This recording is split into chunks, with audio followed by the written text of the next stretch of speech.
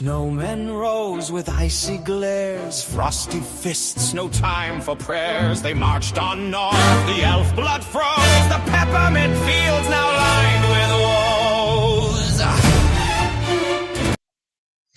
Good evening and welcome. It is Christmas Eve, and as I have done every Christmas Eve since I started YouTubing 10 years ago, it's my annual reading of my favorite Christmas story, Yes, Virginia, There is a Santa Claus. And every year I say this, and every year I hope it comes true that maybe in 2026 we start believing in Santa again, and maybe bring a little joy and wonder and whimsy back to this strange little world we've found ourselves in.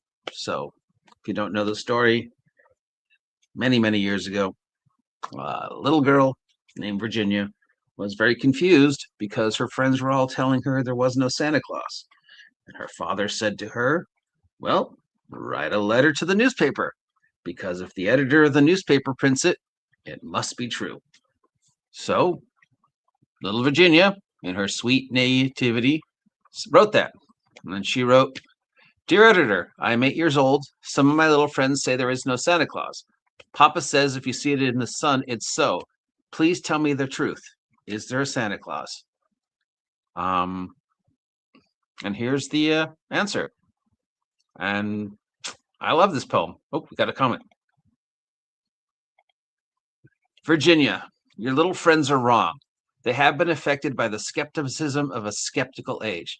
They do not believe except they see. They think that nothing can be which is not comprehensible by their little minds. All minds, Virginia, whether they be men or children, are little.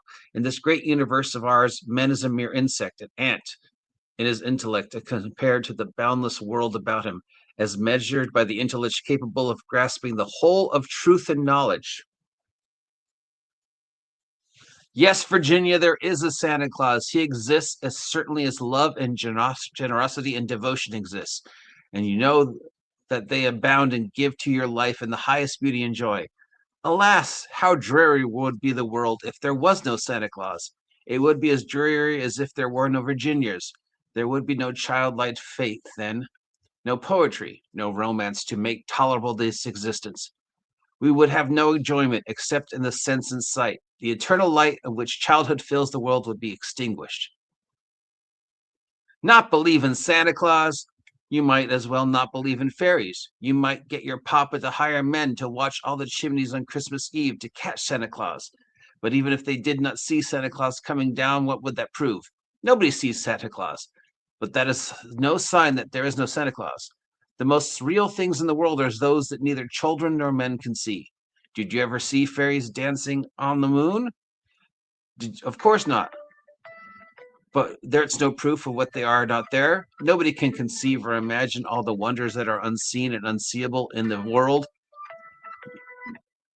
You may tear apart the baby's rattle and see what makes the noise inside, but there is a veil covering the unseen world, which is not the strongest men, nor even the united strength of all the strongest men that have ever lived could tear apart.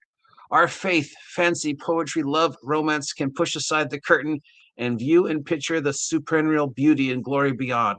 It is all real. Ah, Virginia, in all this world there is nothing else real and abiding. No Santa Claus, thank God he lives, and he lives forever. 1,000 years from now, Virginia, say 10,000 years from now, he would continue to make glad the heart of childhood.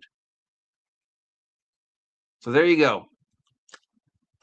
The brunch of the poem is, yes, Santa Claus exists because faith and the joy of childhood exists. And even though we can't see it, especially now in the state the world is in, we have to believe in the same simple things that I've always tried to believe in. Maybe sometimes I don't do a good job.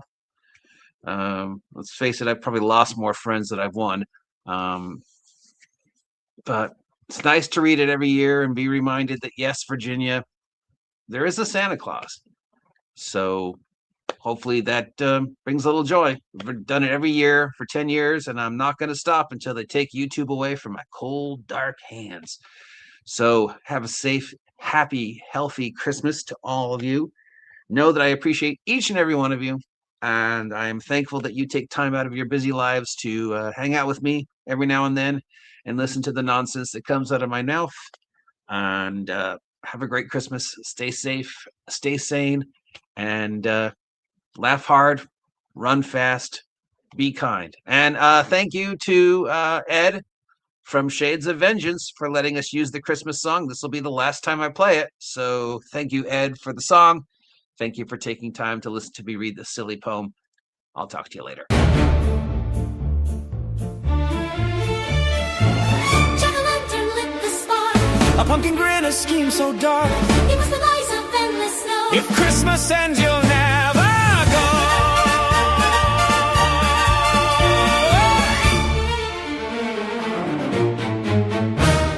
Tinsel torn, the stockings burned, the sleigh was smashed, the tide has turned. Oh, cruel tide, Christmas, the end